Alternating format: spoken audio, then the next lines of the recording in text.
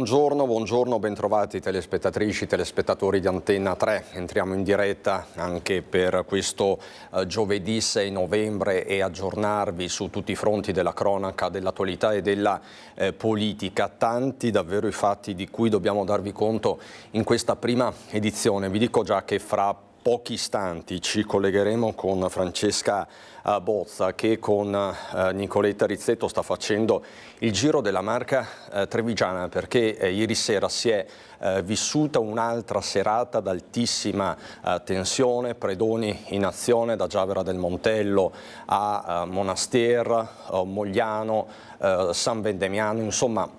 È stata veramente una serata particolare. Stiamo facendo fatica a raccogliere tutte le testimonianze, perché appunto c'è quasi dell'incredibile, ma fra poco ci collegheremo con la nostra Francesca Bozza. E poi ancora baby gang che hanno colpito, e come nella Marca trevigiana e nel Vicentino c'è un'operazione dei Carabinieri di Treviso coordinati dalla Procura dei minori tra Pieve del Grappa e Bassano. 8 i minori che sono finiti nei guai, bullizzavano nel vero senso della parola un 14enne, i fatti appunto tra Pieve e Bassano, un branco di fatto che è entrato in azione. Ancora violenza a Mestre, nel quadrante caldo di Mestre, con un cittadino egiziano che è stato preso a pugni e rapinato, ma ci collegheremo anche con la nostra Edi Caliman, che si trova appunto a Mestre.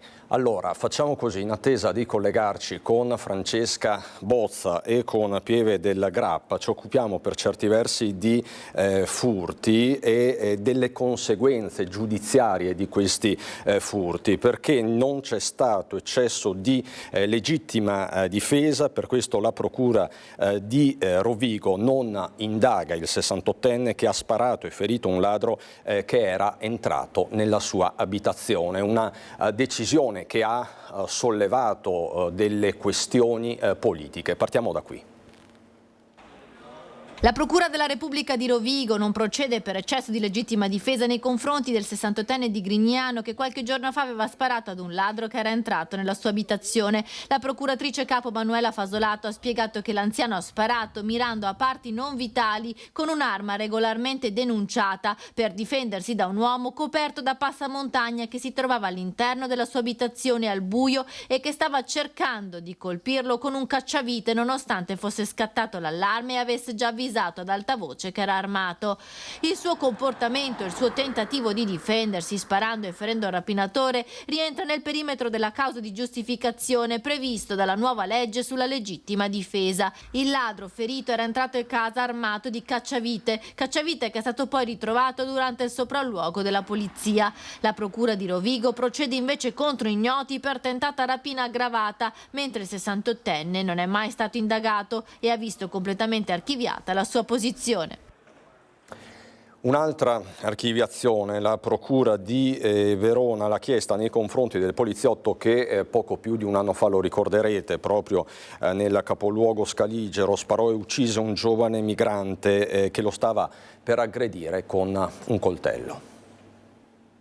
Non è punibile, si è trattato di un caso di difesa proporzionata all'offesa. Il procuratore di Verona Raffaele Tito non ha dubbi, lo sparo che uccise Moussa Diarra davanti alla stazione dei treni a Verona più di un anno fa fu esploso dall'agente della Polfer in una situazione di evidente pericolo per la sua vita.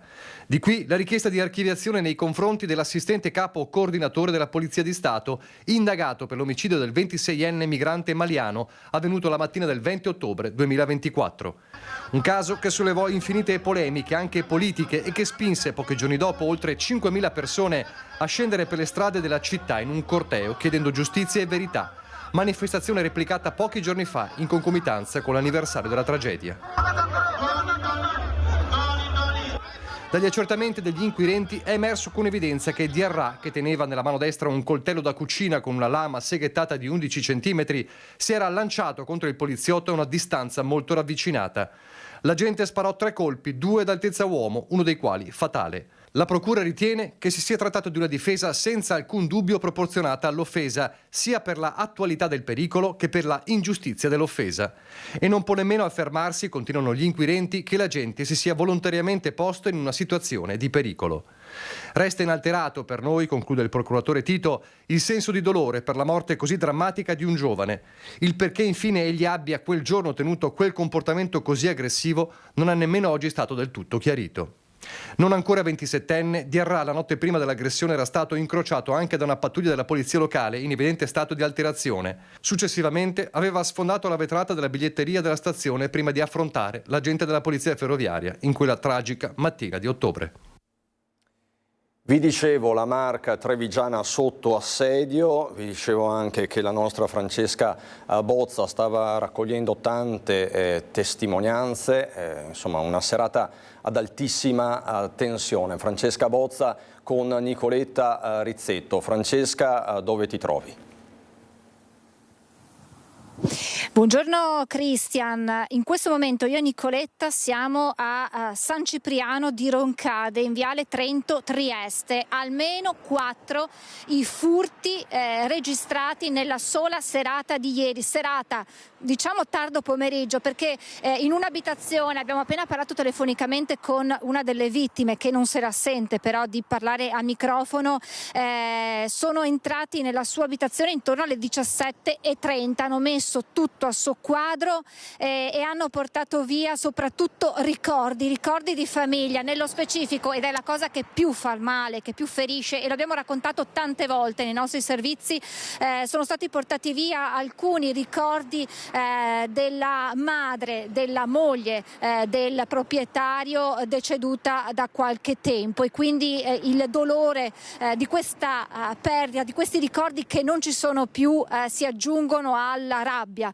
per il furto subito. E come sono entrati? Sono entrati utilizzando un trapano a mano per non far rumore, e lì si sono poi aperti la via d'accesso tra tutte le stanze che sono state messe a soqquadro. Hanno fatto un disastro, ci raccontano i genitori, gli anziani genitori del proprietario di casa. Stesso modus operandi di quanto accaduto a Pralongo di Monastier. Anche qui è stata la nostra prima tappa con Nicoletta, abbiamo parlato e tra poco sentiremo le loro voci, le voci dei 2 proprietari di casa che se li sono trovati di fronte, quindi adesso rimane lo shock e un senso di impotenza. Ma Cristian, facciamo davvero fatica ad elencare tutti i furti che si sono consumati o che sono stati tentati nella sola serata di ieri, serata, ripeto, tardo pomeriggio, prime ore della serata. Abbiamo un elenco lunghissimo che va da Viale Italia a Castelfranco a Giavera, a Mogliano. A Mogliano abbiamo parlato con una signora che abita nella frazione di Marocco, in via Martiri di Belfiore. Ieri sera sono stati a cena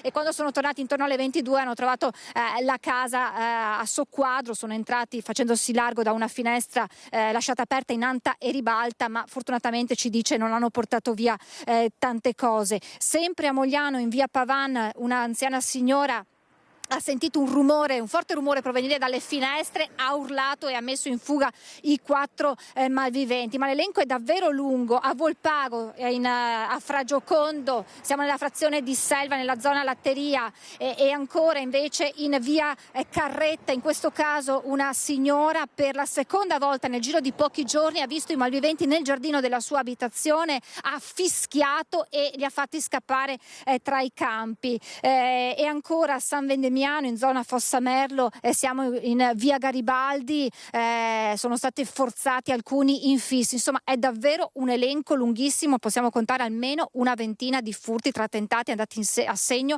e chiaramente questo crea molta inquietudine, inasprisce anche gli animi. E ci raccontava Cristian Demma, presidente di Furti in Corso, che ieri sera ha ricevuto davvero tantissimi messaggi su Messenger, al punto che a un certo punto ha dovuto spegnere il cellulare perché non riusciva più a starci dietro, non solo di segnalazioni di furti, ma anche di persone che esprimono la volontà di farsi giustizia da soli, rifacendosi alle nuove normative per quanto riguarda la legittima difesa. Molti che chiedono informazioni sul porto d'armi, molti che dicono voglio andare al poligono di Tirno, molti che esprimono la volontà di armarsi e di dotarsi di un'arma da tenere in casa per potersi difendere. Demma lancia l'allarme: attenzione, perché le conseguenze potrebbero essere davvero drammatiche, si rischia un Far West, ma non solo.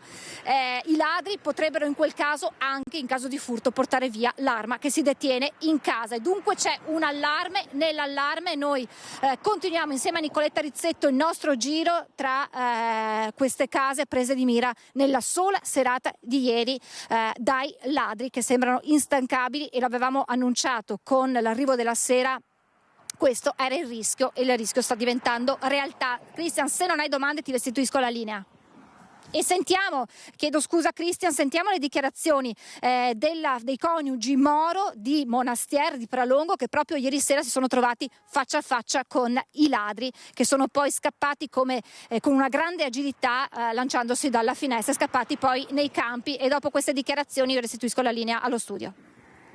Lei se l'è trovato faccia a faccia? Sì, perché ho fatto per andare in camera e lui scappa perché non mi ha affrontato. Le scampa. Per fortuna non l'ha affrontata, perché poteva darle. Che se avesse chiuso in bagno, perché l'aveva fatta cric qua Chavez, ha chiuso in bagno e poi c'è 112 che è qua e invece le viene giù per finestra. Ha fatto un salto grande. Là le cascava per terra perché viene trovata una fedina e dopo l'ha saltata a siepe per i campi. Ce lo siamo trovato dentro, mio marito, se l'ho trovato davanti. Una persona? Sì, una persona che non è riuscita bene a distinguere perché era vestito di scuro e molto probabilmente mio marito non era preparato perché stava andando a controllare un termostato, perché da reparto giorno a reparto notte ci sono 3 scalini, stava salendo per andare a vedere. E lui era già dentro in camera e si era già entrato per un bagno e è uscito, come ha sentito mio marito, che si è attaccata alla lampadina con la fotocellula.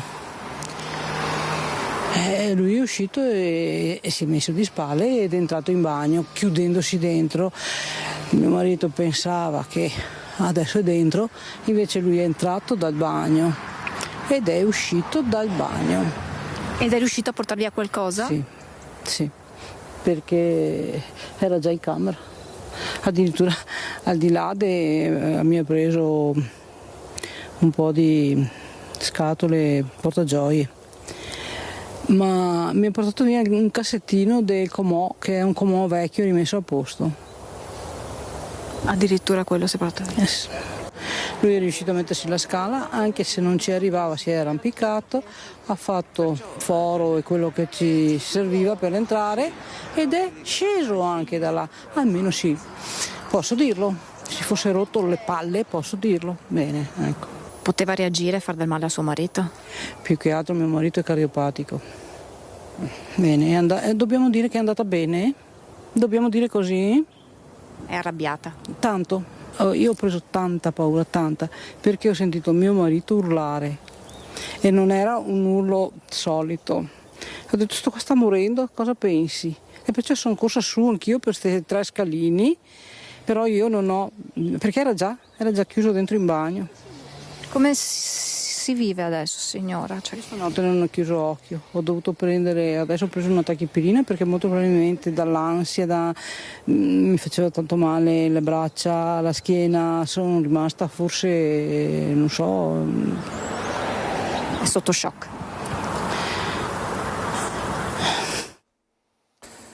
C'è poco da aggiungere, vi abbiamo parlato di uno stilicidio, una raffica, insomma possiamo utilizzare tutti i termini che volete, ma di fatto la Marca Trevigiana è senza pace. Ritorneremo a parlare di furti fra poco, ma adesso a Pieve del Grappa per invece parlare di violenza giovanile. C'è un branco in azione, 8 denunce, fatti veramente gravi. Marta Zatta ci aggiorna con Alessandro Costacurta. Buongiorno Marta.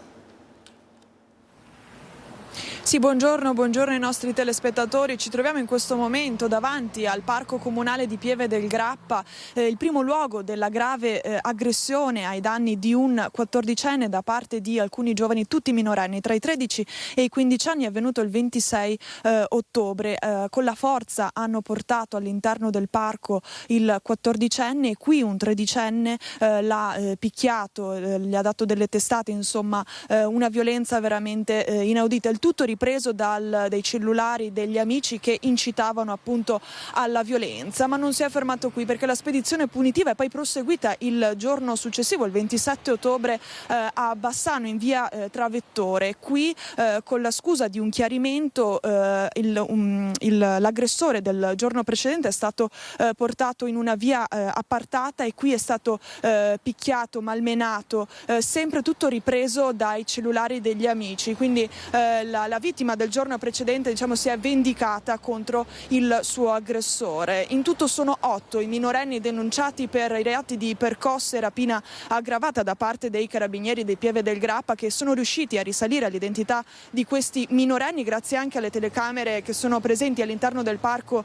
alle mie spalle e anche dai filmati ripresi dai minorenni. I carabinieri stanno ancora indagando per altre eventuali responsabilità da parte dei minori. Noi ovviamente seguiremo la vicenda e vi daremo tutti gli aggiornamenti. Per il momento da Pieve del Grappa è tutto, a te la linea. Grazie Marta Zatta. Con Alessandro Costacurta chiaramente torneremo su questi gravi fatti nel corso dei telegiornali serali con tutti i dettagli, ma lo avete capito, ci sono dei minorenni coinvolti, tanti, parliamo di tredicenni. Ancora i temi della sicurezza, ancora violenza, ancora una volta andiamo a Mestre, lo facciamo con la nostra Edi Caliman che si trova appunto a Mestre con Sandro Ponchio. Buongiorno Edi.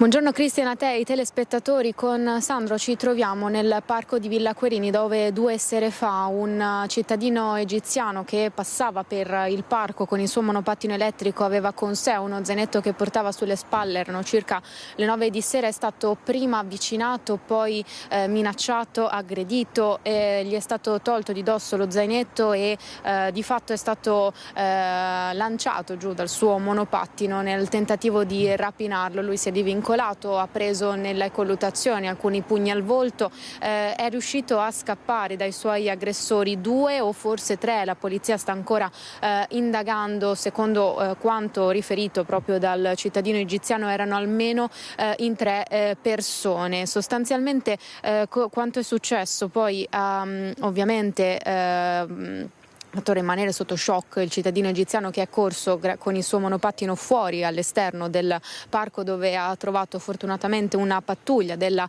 polizia e ha raccontato quanto accaduto. Ritornati insieme a alcuni militari dell'esercito nel parco, hanno visto passeggiare tranquillamente i suoi aggressori e uno di loro è stato arrestato in flagranza perché tra l'altro dopo le perquisizioni i poliziotti hanno rinvenuto addosso, nelle tasche del giubbotto e dei pantaloni di questo tunisino di 38 anni, considerato l'aggressore principale ai danni appunto del ragazzo egiziano, alcune dosi di hashish e di cocaina. Sarebbe infatti coinvolto nel giro dello spaccio qui di Mestre che come la cronaca tanto ci denota, questi spacciatori utilizzano una tecnica che sostanzialmente consiste nel portarsi con sé giusto le dosi che sono utili ai fini di spaccio per non incorrere in sanzioni più gravi qualora venissero perquisiti dalla polizia, come in questo caso. Ai danni di questo 38enne di origine tunisina però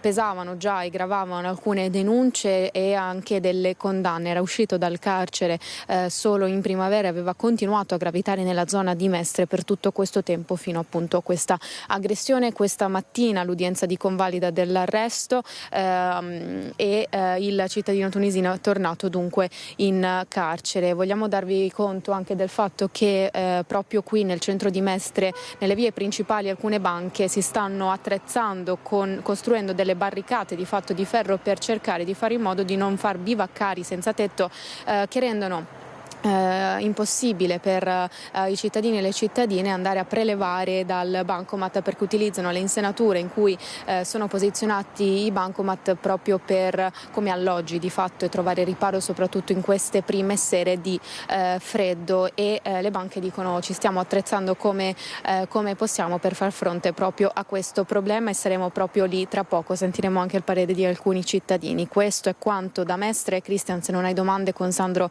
da il parco di Villa Querini ti restituisco la linea.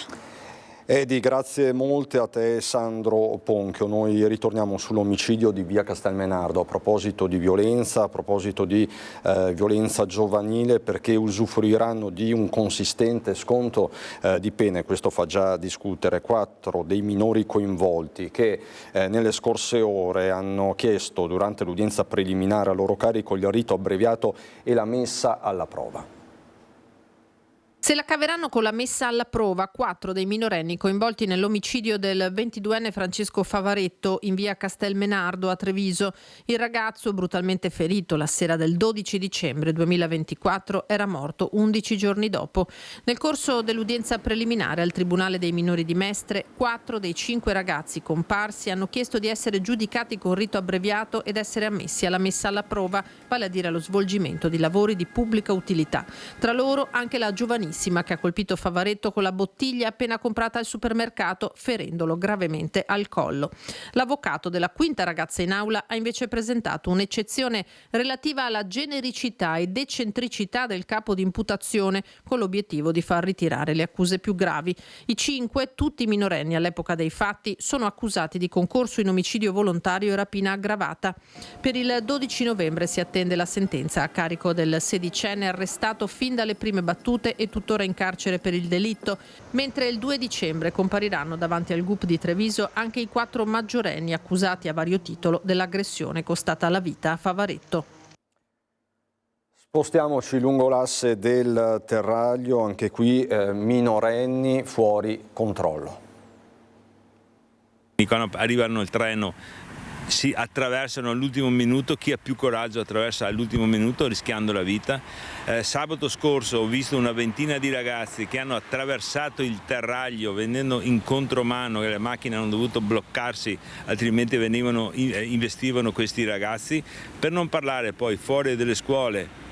Facciamo una via Gagliardi, tanto per dare un esempio, dove alzano le ruote, corrono con una sola ruota e fanno la gara chi va più vicino alle macchine che si fermano perché non li investono. Giorni difficili a Mogliano, un gruppo di minorenni sta letteralmente rischiando la propria vita, ma anche mettendo a repentaglio l'incolumità altrui per sfidarsi in imprese al limite della tragedia, forse da mettere sui social, forse solo per farsi belli nel branco. Loro stanno mettendo in discussione la propria gioventù, la propria vita, perché un incidente, una toccata, si spezza la schiena, una botta sulla testa, significa, cari ragazzi, perdere il domani, e la vita, il domani è vostro. Difficile dire quali siano i modi per arginare questo fenomeno ormai nazionale. I comuni hanno armi spuntate e Muraro invoca la responsabilità delle famiglie. Qui abbiamo la nostra polizia locale che sta intervenendo per quanto gli è possibile per portare una educazione anche a questi ragazzi. Purtroppo tante volte vengono interessate le famiglie e le famiglie scaricano sulla scuola.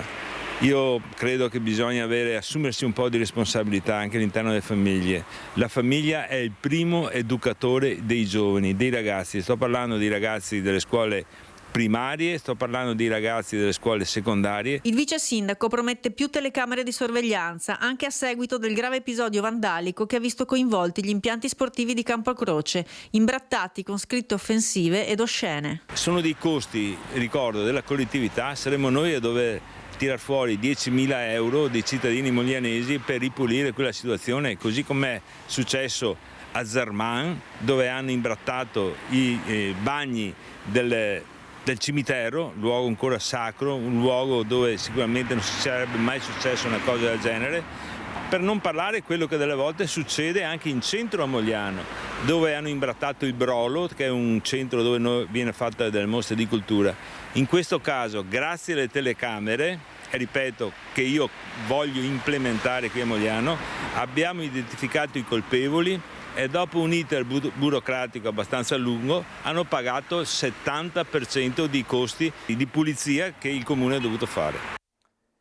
Così dunque sul terrario abbiamo parlato di minori fuori controllo, vi do anche il titolo di Treviso Today, poco fa ci siamo collegati con Marta Zatta da Pieve della Grappa, minacciano, pestano e umiliano un 14enne, abusi registrati con gli smartphone, dispositivi che tornano ormai in tantissimi episodi di cronaca. Treviso Today che parla con riferimento ai fatti di Pieve del Grappa e di via Travettore a Bassano di dura legge del branco. Collaterale il tema della Movida che ci porta a Padova, dove è in corso un dibattito molto forte sul tema della Movida. Ci racconta tutto Chiara Gaiani con Cristian Roque Alende. Buongiorno Chiara.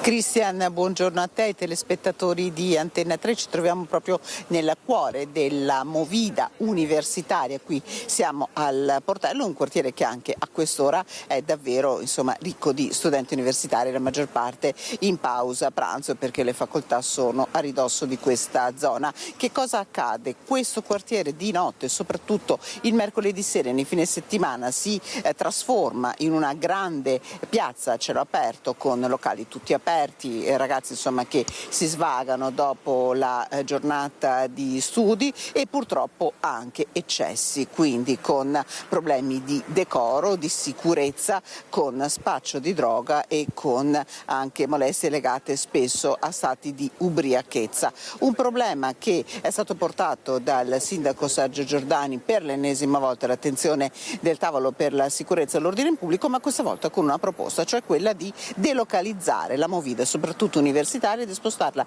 da questa zona in fiera. Ovviamente il dibattito si è aperto, allora sentiamo che cosa ne pensano i rappresentanti dei residenti e anche la principale associazione dei pubblici esercizi, l'APE, nel servizio che abbiamo preparato in redazione. Delocalizzare la Movida in fiera o in alternativa al parco Fistomba. La proposta è stata messa sul tavolo del Comitato per la sicurezza e l'ordine pubblico dal sindaco Giordani per risolvere un annoso problema che soprattutto con la bella stagione crea disagi in città. Nel mirino i fine settimana e i mercoledì universitari in una delle aree universitarie per eccellenza, il Portello, una proposta che i residenti accolgono così. La fiera potrebbe essere anche un'idea abbastanza corretta, nel senso che ci sono per esempio i servizi, i bagni che sono assolutamente indispensabili in questa circostanza, e anche una situazione in cui si può prevedere un presidio medico per esempio. L'importante però sarebbe rispettare i livelli del rumore. E sul Fistomba? È molto vicino al Portello, il Fistomba non ha un parcheggio, oltretutto è un parco giochi attrezzato per i bambini e siamo molto preoccupati della fine che potrebbero fare le giostrine, i giochini dopo una serata di alcol e divertimenti, quindi per noi non è assolutamente adeguato, anche perché, ripeto, è molto vicino al Portello. Nella discussione aperta dal Comune interviene anche l'APE di Padova. I pubblici esercizi chiedono che si agisca con equilibrio, evitando di mettere a rischio attività che nelle zone difficili hanno investito nell'ottica della collaborazione con residenti e istituzioni. Una discussione aperta con i residenti che tornano a dire al sindaco Giordani. Va bene decentrare, ma c'è tutta una serie di azioni che devono essere fatte per prevenire brutte conseguenze, e che sembra che il sindaco e la giunta non abbiano minimamente consapevolezza di tutti questi problemi. Quindi noi vorremmo anche chiedergli nuovamente un incontro, perché vediamo che nonostante anni di confronto lui non ci ascolta. Ecco, lo avete sentito, la voce dei residenti che chiedono un nuovo incontro con il sindaco. C'è da dire che ci sono stati vari tentativi di soluzioni o quantomeno di moral suasion qui al Portello, per esempio con gli street tutor che avvicinavano i giovani, gli ricordavano quali sono le regole del vivere civile, giovani che comunque continuano a chiedere di restare qui in un'area caratteristica che è la zona davvero della Movida, ma che loro vivono anche come un un'area dove creare legami, ritrovarsi, con educazione che purtroppo insomma è il grande tarlo di questo problema, con i residenti che comunque continuano a lamentarsi, zona dove continuano anche i controlli della polizia. Questa mattina abbiamo, la collega Valentina Visentin ha avvicinato il questore di Padova Marco Odorisio, che ha parlato proprio di quest'area. Noi vi lasciamo all'intervista raccolta, ringrazio per la collaborazione tecnica Cristian Rocchi Allende. Da Padova poi la linea può tornare allo studio. Noi dobbiamo garantire il ruolo della Polizia di Stato, garantire il rispetto delle regole e quindi il rispetto delle regole cercare poi il giusto bilanciamento tra i sacrosanti e legittimi interessi di tutti, quindi dal giovane di potersi ritrovare per un momento di svago, agli esercenti perché possano svolgere la propria attività, ai residenti che hanno il sacrosanto diritto di poter vivere, e quindi bisogna bilanciare interventi che facciamo per cercare di evitare che le situazioni degenerino e possano poi sfociare in derive più pericolose. Da qui l'impegno costante anche la settimana scorsa, mercoledì scorso, questi controlli finalizzati proprio, c'è anche lo spaccio e quindi abbiamo individuato e stiamo disarticolando le persone, i gruppi attivi nell'attività di spaccio, ma anche una moral suasion nei confronti degli stessi gestori per quanto riguarda quelle regole che sappiamo di non somministrare bevande alcoliche ai minorenni, oppure se una persona è già in evidente stato di alterazione alcolica di non somministrare altri alcolici, quindi una presenza preventiva. Abbiamo ancora collegamenti aperti con il Bellunese, con il Vicentino. Prima però i fatti di Rovigo, con la procura che ha aperto un'indagine sulla morte di Mirko Furlin, il 47enne precipitato da un silos mentre stava facendo lavori di manutenzione a San Martino di Venezia, nella casa dove viveva con la madre a Monselice. Il dolore è grande, il figlio Alessandro parla ai nostri microfoni, non so cosa possa essere capitato, era un operaio esperto.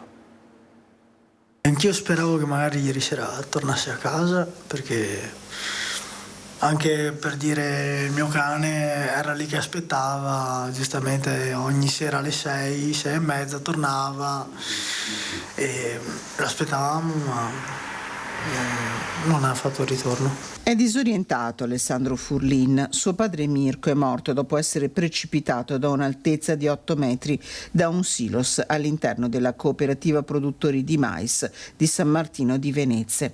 Nella casa di Monselice, dove l'uomo viveva con la mamma, lo aspettavano ieri come tutte le sere, ma Mirko Furlin non vi farà più ritorno. Dipendente di una ditta di Piacenza d'Adige, con un compagno da qualche giorno stava eseguendo lavori di manutenzione nell'azienda.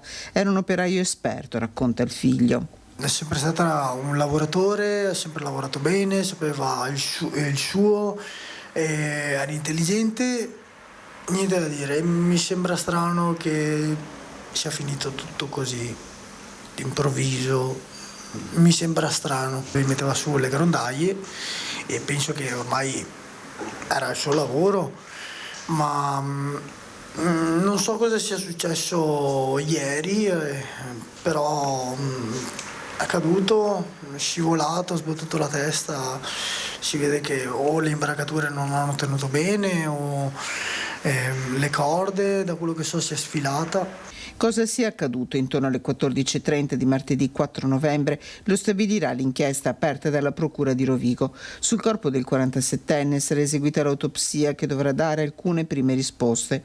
Nel frattempo l'area dell'incidente è stata posta sotto sequestro. Una scia di dolore che sembra inarrestabile in Polesine. Era il 27 ottobre, una settimana fa, quando a perdere la vita, schiacciato da un macchinario nell'azienda dove lavorava Rosolina, è stato Luca Domenicale, 29 anni, di Taglio di Po. Per la sua morte sono indagate 3 persone, morti bianche in crescita nell'ultimo anno. Se nel 2024, da gennaio a settembre, i morti sul lavoro sono stati 53, nello stesso periodo di quest'anno sono saliti a 87, donne e uomini che non faranno più ritorno dalle loro famiglie. Da qui la richiesta di un tavolo permanente fatta dai sindacati. Oltre che ha un rapporto costante con le istituzioni e soprattutto con lo Spisa, ma non solo, insomma anche con le autorità giudiziarie, ci sia anche la volontà attraverso le controparti anche di cominciare ad investire sul lavoro di qualità, ripeto. O noi combattiamo la precarietà oppure questa scia di morte non terminerà mai. E c'è una vicenda tutta da chiarire, quella che riguarda i due giovani runner morti a pochi giorni di distanza l'uno dall'altro, militavano nello stesso team. Alberto Zordan, 48 anni, runner deceduto domenica del Sonno, a distanza di pochi giorni appunto dal decesso dell'altra runner Anna Ziglio. Sarà l'autopsia ad appurare le cause dell'improvviso decesso dell'uomo residente a Sovizzo che si prepara per l'ultimo saluto nel pomeriggio, e ci colleghiamo proprio con Sovizzo con la nostra Luisa Bertini. Sovizzo nel lutto per la scomparsa nel sonno dell'atleta, del runner e grafico 48enne Alberto Zordan. Oggi previsti i funerali, la procura ha aperto un fascicolo per indagare sulle cause della morte. Sindaco, oggi è un giorno di lutto per la città di Sovizzo. Sì, per tutta la comunità è un giorno triste. Alberto era conosciuto, era un atleta, è una persona conosciuta qua in paese, quindi siamo tutti sgomenti per la sua morte. Ecco, un runner che ricordano come un samurai, una persona molto tenace, questo di lui ricordano gli amici. Sì, certo, è proprio un runner che è apprezzato da molte società. So che negli anni scorsi faceva parte anche dell'Union Creazzo, che io faccio parte del direttivo, quindi è proprio una persona bella, semplice, vogliosa di far bene. Ho sentito anche che voleva fare la maratona di New York per i suoi 50 anni, quindi il prossimo anno compiva 50 anni, voleva fare questa bellissima esperienza. Peccato, proprio veramente un momento di dolore. Oggi c'è attesa per i funerali confermati alle 15 alla chiesa di Santa Maria. Sì, i funerali sono confermati per oggi a Sovizzo, nella chiesa di Sovizzo Piano, alle 15, e ci sarà sicuramente tantissima partecipazione, quindi siamo vicini alla famiglia, alla figlia, tutta l'amministrazione e tutta la cittadinanza è vicina alla famiglia. Ecco, l'avete sentito, un giorno di lutto nell'attesa del funerale e dell'ultimo saluto. Grazie alla nostra Luisa Bertini. C'è poi la strage degli alpinisti in Nepal con i familiari e la compagna di Stefano Farronato, l'alpinista cassolese morto appunto in Nepal, che stanno organizzando il rimpatrio della salma. Sono arrivate a Kathmandu le salme di Stefano Farronato e Alessandro Caputo, i due alpinisti morti durante l'ascesa del Pambarimal nel tentativo di raggiungere la vetta a 6.887 metri dopo essere stati colti da una tempesta di neve. I loro corpi sono stati ritrovati vicini l'uno all'altro. Dei due amici non si avevano più notizie dal 31 ottobre. Era stato il terzo compagno di spedizione, il piemontese Walter Perlino, che aveva lanciato l'allarme. Proprio lui aveva partecipato alle ricerche fino al tragico epilogo. La famiglia e la compagna di Stefano Farronato sono in queste ore in contatto con il consolato per organizzare il rimpatrio dell'arboricoltore cassolese innamorato della natura e della montagna. Gli amici più stretti, sempre a diretto contatto con la mamma e la sorella di Farronato, si stanno attivando per un incontro di commemorazione e ricordo dell'amico Stefano non appena rientrerà a casa. E come abbiamo già ricordato nei nostri TG, il giorno del funerale sarà indetto lutto cittadino. Ritorniamo a Padova per un episodio da appurare di violenza sessuale in carcere. avevano iniziato una relazione tra le mura della cella che entrambi condividevano. Una storia nata nel carcere Due Palazzi, finita con una denuncia. Come tante relazioni, anche questa infatti ha avuto una fine alla quale è seguita, secondo le denunce presentate da un quarantenne italiano, una violenza. Al termine della relazione, infatti, l'ex compagno, un quarantenne straniero, avrebbe abusato della vittima durante la notte. Dopo una prima richiesta di essere spostato di cella, il quarantenne ha presentato un atto formale sul quale adesso indaga la procura di Padova, che ha sentito entrambi e iscritto nel registro degli indagati il quarantenne. Entrambi nel frattempo sono stati trasferiti di cella e si trovano in 2 zone diverse del penitenziario. Sempre nel Padovano, sempre per la cronaca, ingente sequestro di droga nella zona di Albignasego. I carabinieri di Albignasego sospettavano un giro di droga, per questo tenevano sotto controllo un 53enne residente nel comune alle porte di Padova. Quando si sono presentati a casa, però, ne hanno avuto la conferma. In una stanza ad essiccare c'erano foglie di marijuana del peso complessivo di 2,2 kg. Sul terrazzino esterno, invece, sono state trovate in una fioriera diverse piante, sempre di marijuana, dal peso complessivo di 6 kg. L'uomo è stato arrestato e denunciato per produzione e detenzione illecita di sostanze stupefacenti. È stato portato in carcere a Padova. Il giudice ha convalidato l'arresto e applicato la misura cautelare dell'obbligo di firma alla polizia giudiziaria. Fuori pericolo la 17enne che alcuni giorni fa si è introdotta con un altro minorenne nell'ex scuola sommergibilisti dell'Arsenale di Venezia, precipitando per ben 6 metri dal primo piano per il cedimento del pavimento nella struttura diroccata, lo stabile in balia del degrado tra spazzatura e siringhe. Un'apertura nella siepe, l'accesso semplice allo stabile abbandonato, un tempo sede della scuola sommergibilisti a 2 passi dalla fermata bacini dell'Arsenale e appena prima degli uffici di monitoraggio del Mose.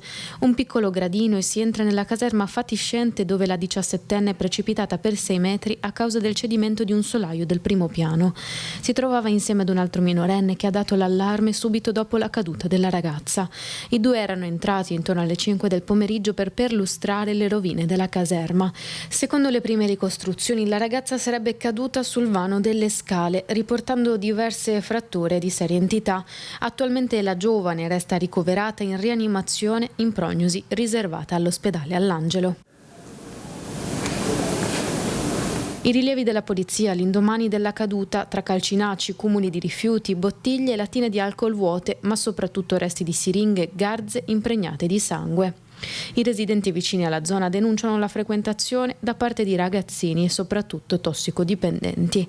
L'incidente che ha coinvolto la giovane ragazza ha riacceso l'attenzione su questo buco nero della città.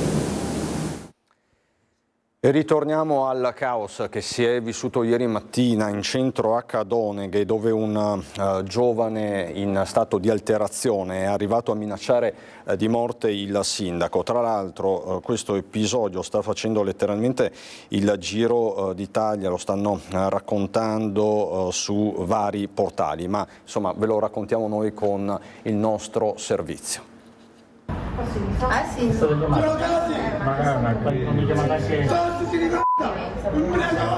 Urla, raffiche di calci e insegne, pali e fermate dell'autobus. Si è scatenato il caos a Cadoneghe, dove un giovane in un evidente stato alterato è andato su tutte le furie, prendendosela anche con il sindaco Marco Schiesaro, intervenuto per placare la situazione. Gli ho urlato: stai calmo, non ti agitare, stai calmo. Lui appena sentito la mia voce si è girato verso di me e con una furia proprio mi è corso addosso, al che io ho detto: stai fermo, non ti avvicinare, e lui più dicevo questo più si gonfiava praticamente e arrivava verso l'ufficio. Ero in ufficio tecnico, mi barrico dentro, chiudo a doppia mandata la porta, da calci e pugni al vetro e tirava la porta veramente è stato veramente un momento molto complesso, eravamo barricati dentro, ho preso per i vestiti delle persone che erano davanti alla porta e le ho trascinate dentro.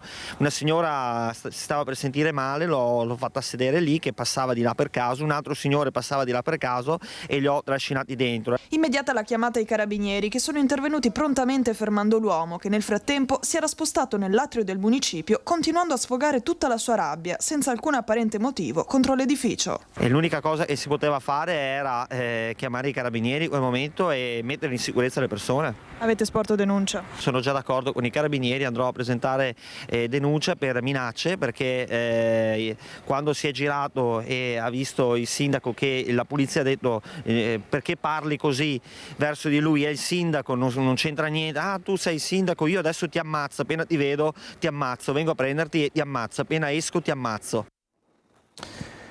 Quindi altissima tensione a Cadoneghe. Noi ritorniamo a parlare di furti, fra poco poi ci collegheremo con Longarone per un'importantissima iniziativa, ma parliamo di furti, ritorniamo a parlare di furti dopo l'apertura che abbiamo dedicato alla serata folle vissuta nella Marca trevigiana, con una ventina di furti tra compiuti e tentati, perlomeno è la cifra che siamo riusciti in qualche modo a contare noi, ma appunto c'è stata una mega operazione tra Friuli e Veneto.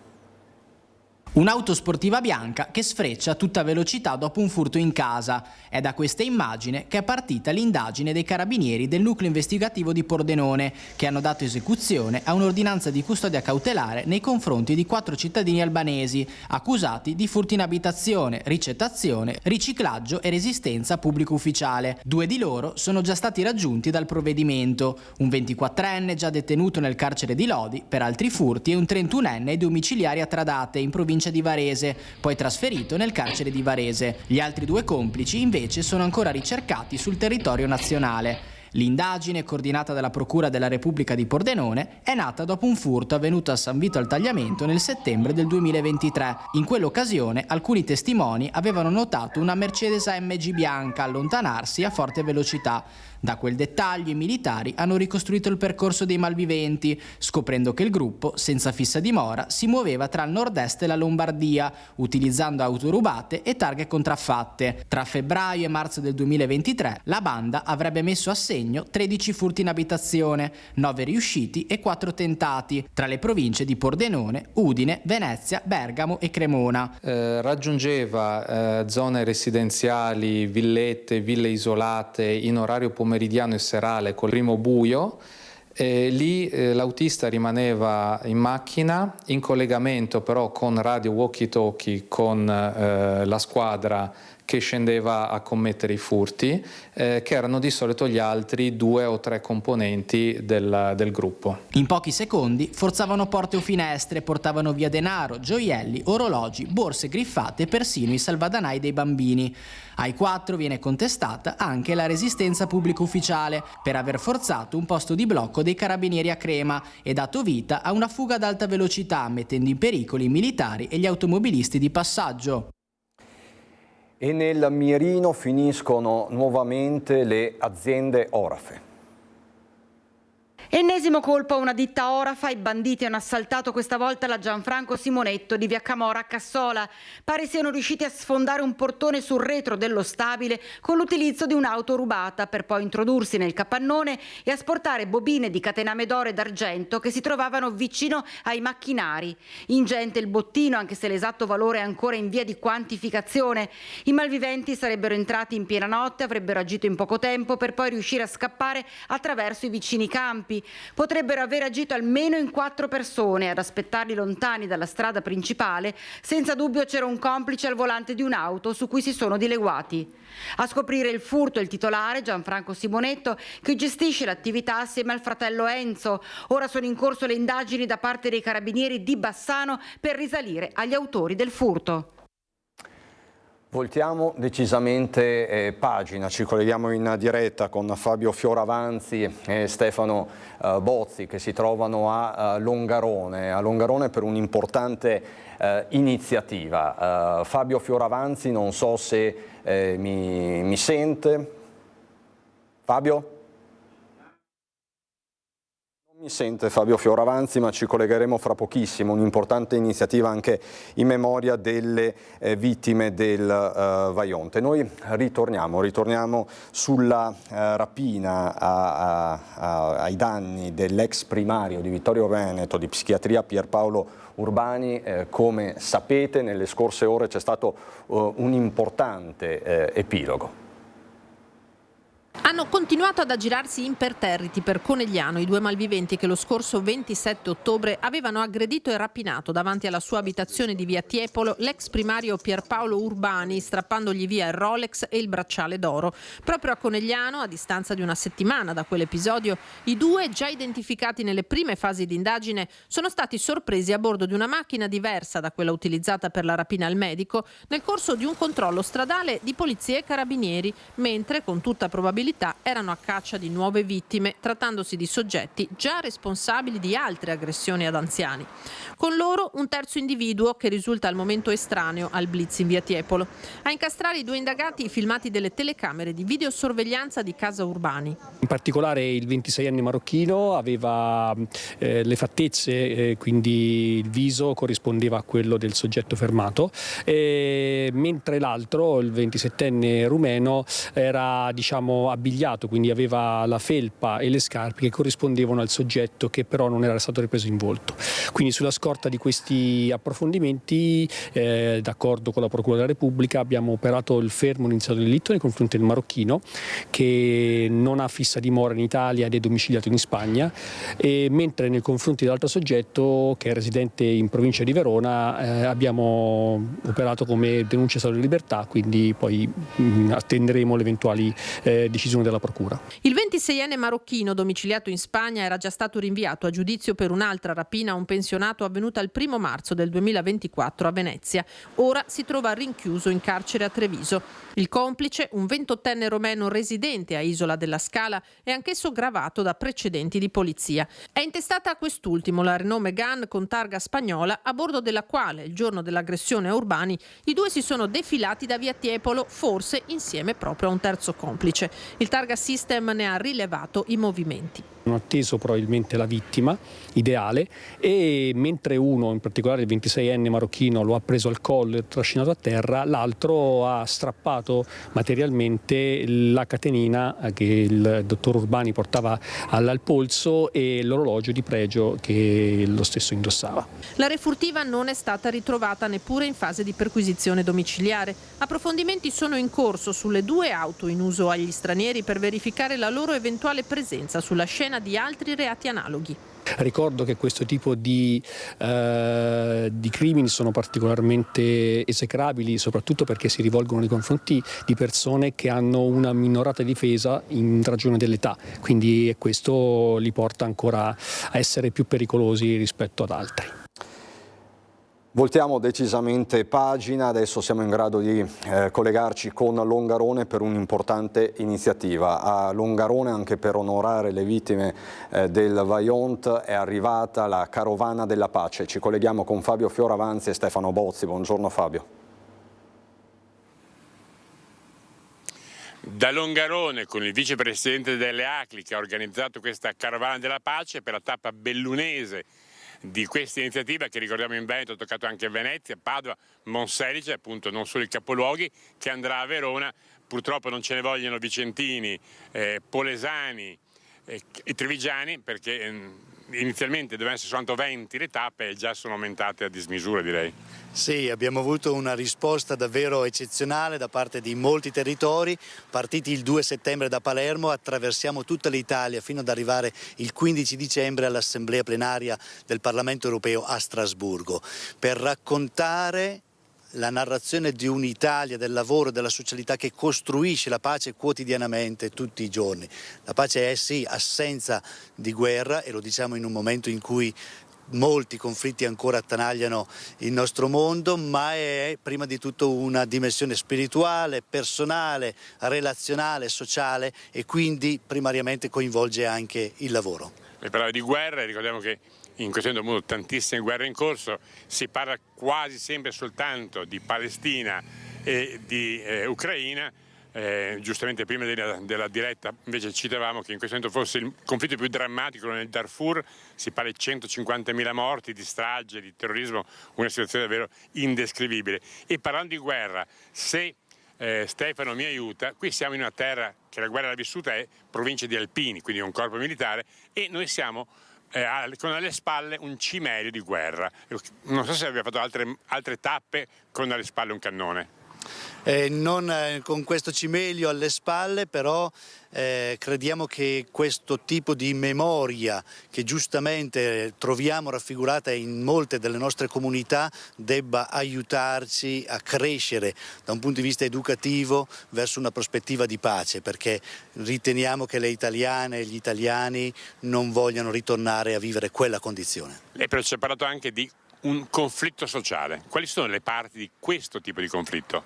Ma il conflitto sono tutte le persone che in questo momento sono in condizioni di fragilità, di vulnerabilità e anche di povertà assoluta, che non vedono una prospettiva sicura per il loro futuro e per il futuro delle loro famiglie e dei loro figli.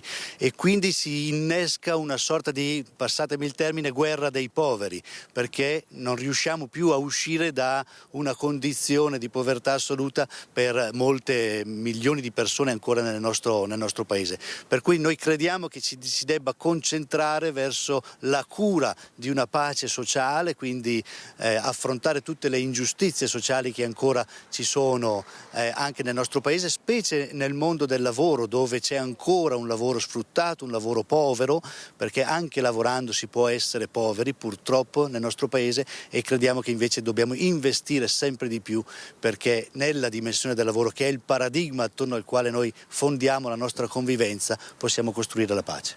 Allora, grazie al vicepresidente delle ACLI per averci fatto compagnia. Da Longarone è tutto, linea allo studio. Grazie Fabio Fioravanti, Stefano Bozzi da Longarone. Hanno già preso postazione i miei ospiti, Iuri Movimento Resistere, Luca Bonarrigo candidato Volt. Insomma, mancano 20 giorni, poco meno, anzi meno, all'appuntamento elettorale e i temi sono tanti. Uno lo ha enunciato anche Fabio Fioravanti da Longarone. Si è poveri anche se si lavora, il caro vita, la mancanza di case, la residenzialità, la regione che verrà potrà fare qualcosa anche in tal senso. Ne parleremo fra un minuto esatto, a fra poco.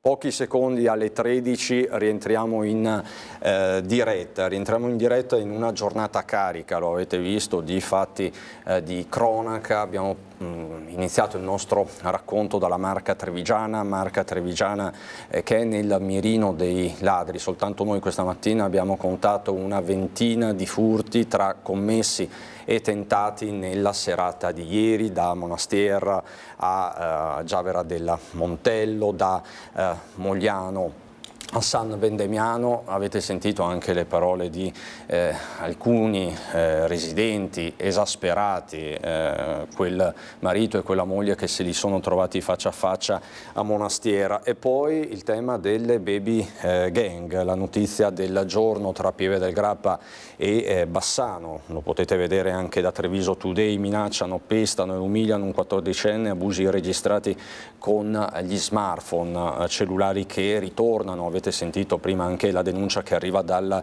Terraglio, ancora giovani che insomma fanno di tutto, soprattutto lungo i binari della ferrovia. Di criminalità giovanile in questi giorni abbiamo parlato tanto, anche perché la Marca Trevigiana ha un primato a livello nazionale. È la provincia con il maggior numero di minori denunciati, ha un'incidenza altissima di minorenni che sono stati denunciati o addirittura arrestati. Quindi partiamo da qui. La regione che verrà cosa può fare per contrastare questa violenza giovanile crescente? Partiamo da Iuri del Movimento Resistere. Iuri. Allora, innanzitutto buongiorno a tutti e grazie per l'invito. Allora, la Regione dicono purtroppo che può far poco e a me questo già dà fastidio, perché se la Regione può far poco allora è inutile che andiamo a votare per le regionali. Io penso invece che la Regione deve fare qualcosa, ma se non altro battere il pugno sul tavolo e anche andare al governo e prendere comunque delle misure contro queste baby gang o bulli, chiamiamole anche bulli, o anche i furti, i ladri, cioè, quindi bisogna affrontare la situazione seriamente, è arrivato il momento dove non si può più parlare e non si può più promettere, ma bisogna agire. Cosa si può fare? Beh, intanto qua bisogna partire secondo me già dal basso, o meglio, prima di tutto dalle famiglie che secondo me devono essere aiutati ad educare e a poter educare i propri figli e dargli anche comunque la possibilità, perché purtroppo la maggior parte delle famiglie, quelli almeno che fanno ancora bambini e che hanno i figli, sono sempre a lavorare, sono sempre di corsa e non hanno mai tempo per affrontare il discorso della famiglia, e questo è già un punto che bisogna vedere come risolverlo. Poi ci sono le scuole, cioè le scuole secondo me hanno perso in tutta questa vicenda, perché comunque io penso che la scuola è fondamentale dopo la famiglia a poter educare, e io sarei proprio favorevole a far tornare l'educazione civica nella scuola, perché se noi non sappiamo come comportarci, come rispettare il prossimo, come deve essere educato, abbiamo perso tutti, cioè è inutile che andiamo poi a studiare altre materie che servono molto meno di questa cosa qui. In questi giorni tra l'altro si parla anche tanto di educazione sessuale e affettiva. L'Italia è uno dei pochissimi paesi in Europa che non ha dei protocolli all'interno delle scuole proprio sull'educazione sessuale e affettiva. Rientra anche questo? Ma nel sì, ma tuo ragionamento, un po' tutto, perché comunque, ripeto, ormai abbiamo lasciato i ragazzi allo sbando, cioè abbiamo lasciato i ragazzi ai telefoni, ai social, e questo è il problema grave che sta succedendo. Quindi le scuole purtroppo sono quelle che sono, e io dico veramente purtroppo, perché comunque la scuola è fondamentale. Dopodiché però anche i social, cioè, devono essere gestite meglio. Non può Facebook e Instagram fare quello o far vedere quello che fanno vedere, perché purtroppo diamo ragione dopo a questi ragazzi appunto che vanno e si preparano con i telefonini a filmare ciò che fanno, ma siamo proprio arrivati al limite, cioè tu non puoi andare a filmare mentre comunque con un 14enne, come abbiamo detto prima, viene pestato o comunque gli viene fatto tutto ciò che viene fatto, cioè non è possibile, i social vanno gestiti, comunque bisogna dopo agire e non ha importanza se sono minorenni o maggiorenni, vanno affrontati per quello che sono e per quello che hanno fatto. Luca Bonarrigo, Volta Europa, tra l'altro Volta Europa è una lista particolarmente giovane, quindi immagino che i giovani siano un po' la vostra priorità in tutte le sfaccettature. Sì. Proprio sulla violenza giovanile crescente. È una domanda estremamente complicata. O meglio, la risposta è estremamente complicata, perché la domanda è sempre come facciamo a contrastare questi eventi. Perché c'è una specificità proprio territoriale, anche veneta. Sì, ma non è... Se noi iniziassimo a allargare lo sguardo, comunque ritroveremo questo pattern un po' ovunque. Non è una questione di Treviso, non è una questione di Venezia, non è una questione del Veneto, ma è un pattern che si sta ripetendo perché la società è distribuita in una maniera completamente diversa. Cosa può fare la regione in sé? È sicuramente la regione fa parte di un sistema e come tale deve porsi all'interno di un sistema che deve essere sia nazionale che locale, che deve avere delle direttive, deve avere delle indicazioni.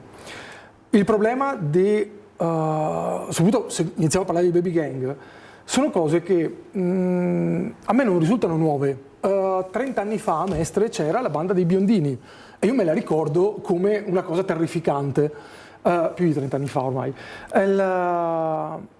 Questi avvenimenti sono sempre successi. La differenza è che una volta non si sapevano, non si filmavano, non venivano esposti come vengono esposti i ragazzi, che vivono una dimensione molto diversa da quella che vivevano una volta. Il collegamento via internet, il fatto che la vita sia sempre portata in diretta e che ci siano esempi di questa cosa sui social, è palese, cioè loro ripetono quello che vedono. Se i genitori poi fanno la stessa cosa, non possiamo pretendere che i figli facciano cose diverse. purtroppo è un lavoro che deve essere fatto sui territori, nelle scuole e deve essere fatto anche con i genitori, perché l'educazione digitale, io ho 47 anni, ho un figlio di 21, sono di quella generazione che si è ritrovato in mano un cellulare e non sapevo usarlo. Io sono un informatico, so fare delle cose. Quando ho dato il cellulare a mio figlio, l'ho dato a 11 anni, perché iniziava a muoversi da solo, ho iniziato a mettere dei programmi di parental control che servono a controllare e bloccare quello che può vedere, quello che può fare. Questa è una prospettiva interessante e lei dice, Yuri parla di educazione nelle scuole, di prevenzione, lei aggiunge un tassello, l'educazione digitale, perché poi alla fine certi fenomeni sono sempre esistiti, adesso vengono però amplificati dal mezzo digitale. Assolutamente, ma se pensiamo poi appunto, mi ricollego alla cosa dell'educazione affettiva, abbiamo tantissimi casi ormai su quell'argomento, su quel problema, il revenge porn, il fatto che i ragazzi, le ragazze non si rendono conto che quando qualcosa entra in internet è praticamente poi impossibile riuscire a cancellarla.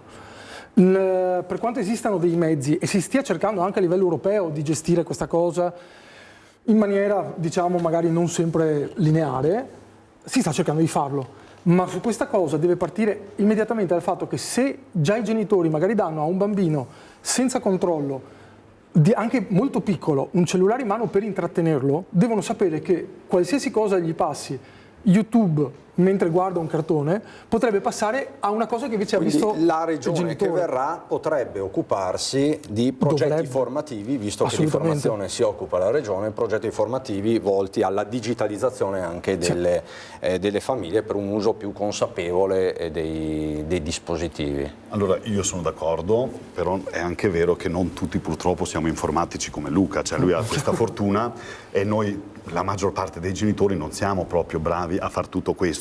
Io mi chiedo, ma i social che controllano tutto, ormai siamo andati sulla Luna, vuoi dirmi che non è possibile controllare e non far vedere certi video? Perché basta non farli vedere, perché se tu non li fai vedere, questi ragazzi non hanno nessun interesse a fare il video, li fanno perché comunque diventa virale, cioè tu fai una cosa brutta, tu aggredisci un ragazzo, tu vai a maltrattare una ragazza, questo diventa virale, questo non è accettabile. Quindi sono i social e quindi questi multinazionali che stanno, è un sistema che non funziona. Quindi sarebbe da sbarrare la strada proprio all'immissione di... ma molto semplice, ben questo penso, adesso lui mi spiegherà meglio da informatico, ma non penso che sia difficile farlo, perché lo fanno già con certe cose, lo fanno con ciò che fa comodo. Un capitolo immenso, e qua probabilmente sfugge poi anche al controllo della regione, però questo è un questo tema. È un dato di fatto purtroppo, e ripeto, guarda, mi ha scritto appena adesso uno e ha detto però la maggior parte di questi baby gang sono di seconda generazione.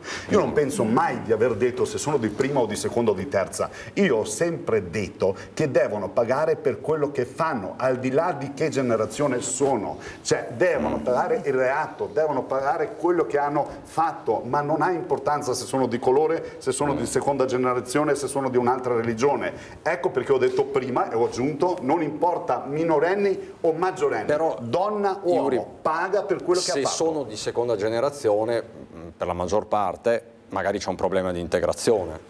Allora, c'è un problema di integrazione, ma voglio però a questo punto approfitto, il discorso è questo, noi parliamo tanto di integrazione, poi però non la vogliamo accettare, perché sono io per primo ad essere attaccato da quando comunque ho spiegato bene la mia storia per quello che sono. Allora io dico, allora è una piccola parte, ma sarà quella parte che proprio magari anche per Sinner dice che Sinner non può essere italiano anche se è nato in Italia ma parla tedesco. Yuri che è nato all'estero, che comunque si sente veneto, che è qui nel Veneto e neanche io posso essere veneto, ma allora mettiamoci un po' a chiare le idee, perché non può a prescindere uno attaccare le persone. Quindi la seconda generazione, se non è integrata bene, prima di tutto è per colpa dello Stato, perché lo Stato deve prendere dei provvedimenti e deve gestirli, perché questi ragazzi purtroppo, e io aggiungo una cosa, io garantisco che la maggior parte di questi genitori, di questi ragazzi, hanno anche paura di fare qualcosa e vai pur tranquillo che non sono d'accordo con quello che fanno i ragazzi, ma i ragazzi purtroppo presi da questi social fanno quello che fanno. Ma tu Yuri stai dicendo una cosa, qualcuno ti sta attaccando in queste settimane fondamentalmente questo, perché allora, abbiamo spiegato la tua storia, ti conosciamo come imprenditore nel fitness, più volte sei stato nostro ospite per parlare di palestra, sport e quant'altro, poi a un certo punto hai deciso di scendere in campo, di metterti in politica con il movimento Resistere, hai fatto anche un libro dove spieghi la tua vita, dici, racconti un po' di te, quindi sei stato attaccato sul fronte di che cosa? Della religione? Ma sul fronte della religione, sul fronte di essere straniero, ma io quando ho raccontato e quando ho deciso di scendere in politica, anche se sono contro questa politica, perché questa politica non è quella che io vedo giusta come politica, sono sceso proprio per difendere i veneti che io ascolto tutti i giorni nelle mie strutture. Quindi se ho deciso di scendere in politica, purtroppo l'ho fatto perché mi sento in dovere, a differenza di qualcun altro che non ascolta i veneti, i ragazzi, le mamme, io l'ho fatto per difendere questa gente qua. Purtroppo da una parte delle persone vengo attaccato a prescindere, senza conoscermi. Io capisco tutto, sui social si può dire tutto, ma bisogna usare la testa, perché attaccare una persona senza conoscerlo non è giusto, anche perché io penso di aver fatto per i veneti molto più di tanti veneti e l'ho dimostrato in passato. Quindi piena solidarietà se ci sono questi attacchi, no? Mi verrebbe da dire. Il modello di integrazione veneto, Bonarrigo, funziona, non funziona? So che però noi siamo molto ancorati alla cronaca e anche a quello che abbiamo raccontato nella prima ora. Capisco molto bene la cosa, è che anche questa è una domanda estremamente difficile, a cui è estremamente difficile trovare una risposta semplice. Perché fenomeni complessi non possono avere risposte semplici, soprattutto quando iniziamo a parlare delle persone. Le persone per definizione non sono chiare, lineari. Però una cosa è certa, al Veneto, alle imprese venete servono, è brutto come termine, ma servono lavoratori. Assolutamente. E servono lavoratori anche che però provengono... mi ricollego a una cosa che ha detto lui. L'integrazione deve essere fatta, ma deve essere accettata. L'integrazione è una cosa che viene fatta a due capitoli. Da chi viene integrato alla parte preponderante del territorio. Però deve essere a due direzioni, deve essere aperta in tutti e due i sensi. E abbiamo dei grossi problemi di integrazione di alcune comunità che iniziano a diventare molto grandi all'interno del Veneto, all'interno del Friuli, comunque all'interno dello Stato in generale. Perché? Perché c'è un fenomeno di immigrazione che conosciamo bene, non andiamo a affrontarlo adesso perché iniziamo a allargare. Lei è di Mestre, quindi penso il discorso della comunità per esempio bengalese mi viene abbiamo il 20% degli abitanti residenti sono di origine straniera. Questa cosa è su 250.000 abitanti ne abbiamo 20.000. Forse ho fatto i conti più più. Siamo 50. Sì, siamo intorno ai 50. Questa cosa però non può essere, e vedo notizie di oggi, integrazione appunto a livello di religione, integrazione a livello lavorativo, si vanno a formare dei ghetti, purtroppo, all'interno delle città, che però non vengono dal nulla e in alcuni casi la regione può fare, perché torniamo alla regione, dovrebbe spostare al comune ovviamente dei fondi, dei progetti di integrazione che fossero più ampi. Soprattutto a livello formativo. La problematica dell'integrazione è principalmente il fatto che quando inizi a imporre qualcosa a chiunque, che sia un residente da 20 anni, 30 anni, a una persona che è arrivata da 6 mesi e non sa la lingua, va sempre a creare delle frizioni. Non possiamo parlare del velo? Sì. Dobbiamo parlare con la comunità. E questo può diventare un enorme problema, ma dobbiamo parlare principalmente con le comunità per fargli capire il perché lo Stato italiano non voglia il velo. Perché c'è una legge che lo impone. Il burqa. È il velo, due cose esatto, diverse. ma il velo coprente. Il burqa. Il velo lo ammettiamo come, perché poi iniziamo a cozzare con i diritti costituzionali delle persone, che sono anche il diritto alla religione. Il velo è un simbolo religioso? Sì. Lo dobbiamo accettare? Sì. Ma dobbiamo accettarlo all'interno di alcuni limiti, ma non possiamo imporlo. Se io vado alla comunità bengalese e gli dico da un momento all'altro che loro devono fare questo e questo e questo, gli sto praticamente imponendo di perdere la loro identità. Ed è una delle principali cause per cui le seconde generazioni hanno degli enormi problemi, perché la perdita di identità... No, ma Luca, scusami, ti interrompo. Finisce Luca. Questa cosa si è vista in paesi in cui l'immigrazione è molto più forte, come ad esempio l'Inghilterra. La seconda generazione si ritrova a non essere né dello stato precedente, quella di origine dei genitori, né dello stato in cui è cresciuto. Basta vederlo semplicemente con le regole di richiesta della nazionalità in Italia. Sono stringenti, arrivi a 18 anni, quindi che non sei né l'uno né l'altro. In un limbo che poi produce ci ritroviamo delle persone che non hanno contatti, non sanno magari neanche la lingua d'origine, per cui vanno a rischio di stanno facendo scuola, hanno fatto magari tutte le scuole in Italia e si ritrovano a non avere il diritto o a rischiare di essere mandati in un paese di cui non conoscono né la lingua, in cui non hanno neanche più i contatti con la famiglia. Yuri, questa è la fotografia che scatta a Buonarrigo di Volta Europa. Allora, mi collego un po' al discorso di prima quando ho detto l'integrazione va fatta ma poi va accettata. No, non va accettata, va imposta, che è diverso. Tu non puoi accettare o non accettare. Quando tu vieni in Italia o ovunque tu vai, devi accettare l'integrazione e comunque le regole che ci sono all'interno di quel paese. Dopodiché, velo o non velo, a parte che il velo non è un problema e non deve essere un problema, perché sennò entriamo in un argomento che allora dobbiamo togliere il velo anche alle suore, e quindi penso che non è giusto. Il burqa non è da Islam, il burqa è una cultura che è diverso. Allora, chi vuole portare il burqa se lo porta pure, ma se lo porta a casa sua, perché se in Italia è vietato il burqa, io lo so che è vietato e non vado in Italia. Quindi queste regole devono essere spiegate e fatte vedere alle persone prima di portarle in Italia, non tu li porti in Italia e poi gli dici come si devono comportare, perché allora mi va bene anche così, ma se tu non accetti, ok? Se tu non sai parlare l'italiano, se tu non vuoi accettare le regole in Italia, tu prendi e te ne vai. L'ho vissuto sulla mia pelle, ho vissuto in Germania, sono stato integrato per 3 anni e mai nulla ha sbagliato nessuno. L'integrazione si fa con la linea dura. Beh, ma non possiamo lasciare spazio a scegliere, a decidere. Devono fare, queste sono le regole. Lo faccio all'interno delle mie palestre. C'è un regolamento, tu lo rispetti. Se non lo rispetti, io ti accompagno fuori dalla porta. Non devi disturbare agli altri. Buonarrigo, rispetto prima di tutto. replica, Buonarrigo, poi andiamo in pubblicità. Sono d'accordo con alcune cose che ha detto. Il rispetto alle regole è fondamentale, perché è la base di convivenza civile e di vita civile, perché i cittadini lo sono in quanto facenti parte di una società, e sono pienamente d'accordo sul rispetto delle regole e sul rispetto delle leggi. Non sono per niente d'accordo, ma non perché sia ovviamente un'imposizione. Quando parlo di accettazione è perché le imposizioni hanno sempre poi portato a delle frizioni interne nella società che hanno portato a dei problemi, e degli enormi problemi. I cambiamenti reali passano da una costruzione come una casa.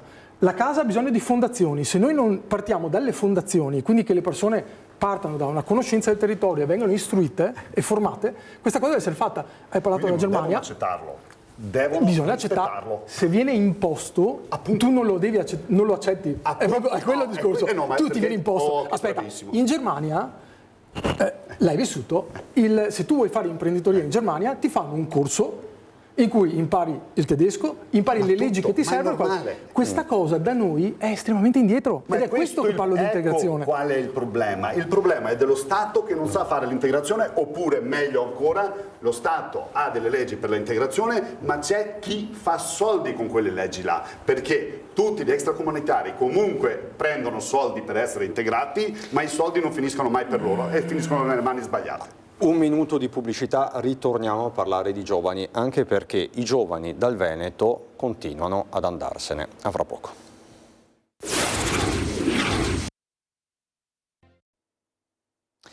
Ritorniamo in diretta con Iuri, Movimento Resistere, Luca Bonarrigo, candidato Volt Europa. Abbiamo 4 minuti, ma già insomma abbiamo approfondito il tema della violenza giovanile, dei giovani. Aggiungiamo un tassello. Continua la fuga dei giovani dal Veneto. È un fenomeno che viene costantemente fotografato. In tanti se ne vanno non solo all'estero, ma anche nelle vicine Lombardia ed Emilia-Romagna. È un tema.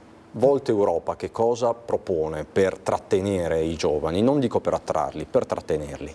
Un minuto, uno dei temi principe di Volt Europa, che essendo, ha menzionato prima, una media di età molto bassa e molto spesso molti dei nostri membri sono universitari o appena usciti dall'università. Il problema anche lì, mi tocca ripetermi, è sistemico. Non si può pretendere che un giovane che magari è già emigrato internamente all'Italia, magari da una regione del sud o da un'altra regione per venire in una nostra università, poi riesca a restare sul territorio quando ha degli enormi problemi a trovare casa, non ha la possibilità, non c'è una regolamentazione, una legislazione seria sul fatto che un fuorisede possa avere gli stessi diritti alla residenza poi nel posto dove studia e averne quindi tutti i diritti e le possibilità, ma il problema principale è il fatto che mi viene da partire con una domanda: chi resterebbe in un posto in cui non trova casa e non trova lavoro? Se in i nostri territori, vuoi anche perché strutturalmente il Veneto è sempre stato molto votato alla piccola e media impresa, quindi la manifattura e cose industrie che non vanno all'high tech, che è una delle cose invece in cui persone e lavoratori molto specializzati, quindi laureati e i nostri giovani magari puntano, ovviamente devono rivolgere lo sguardo fuori dal Veneto. Quindi servirebbe anche promuovere proprio l'innovazione del sistema. Assolutamente, bisogna attrarre aziende che lavorino in quel campo. Questi giovani che se ne vanno dal Veneto, perché prima parlavamo di stranieri di seconda generazione, italiani di seconda generazione, però qua c'è da registrare il fenomeno dei giovani veneti che se ne vanno. Bravissimo, e già questo è un problema tra l'altro anche perché sinceramente chi c'è in regione si vanta che la regione Veneto è quella che va e funziona meglio di tutte le altre, e poi però sento questa cosa, allora qualcosa non mi quadra, perché se vanno nelle regioni vicine c'è qualche problema. Qual è il problema? Il problema è prima di tutto, secondo me, ma questo è proprio a livello nazionale, la tassazione, perché gli imprenditori, le aziende non possono più sostenere questi costi che ci sono, perché lo Stato diventa socio dell'impresa al 60% e su quel 40% andiamo a pagare tasse tutti, sia noi e anche chi lavora, e già questo è sbagliato. Dopodiché io penso sempre, quando la gente va via, e parlo della mia esperienza e prendo sempre come esempio le aziende, e questo per me è una cosa fondamentale, chi deve gestire una regione o chi deve gestire un paese, secondo me, se non ha fatto impresa, azienda, non ha mai gestito un'azienda, fa fatica a farlo. Se io vedo che dalle mie palestre, dalle mie strutture c'è gente che va nelle altre palestre, devo chiedermi il perché. Allora devo cercare di risolvere il mio problema, non devo parlare male degli altri. Vuol dire che qualcosa all'interno delle mie strutture non funziona. È questo che manca qui. Noi parliamo sempre degli altri, noi diamo la colpa sempre agli altri, noi diamo la colpa sempre ai giovani, ma non ci prendiamo la sbriga a prenderci la responsabilità e capire cosa c'è che non funziona. E qui in Veneto, anche se ripeto, a differenza di qualche ragione si sta meglio, comunque non si sta come si dovrebbe stare e come meriterebbe il Veneto, perché il Veneto è la regione numero 1 in Italia per tutto e quindi merita una gestione diversa. I giovani devono rimanere qui, ma noi dobbiamo dargli la possibilità di rimanere qui.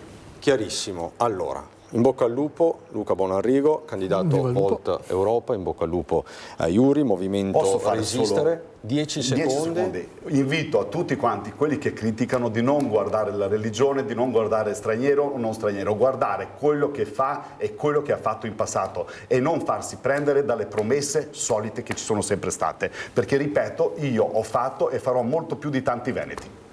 andare oltre il giudizio e il pregiudizio. Assolutamente. Mi sembra la base per la convivenza. Grazie ancora Bonarrigo, grazie.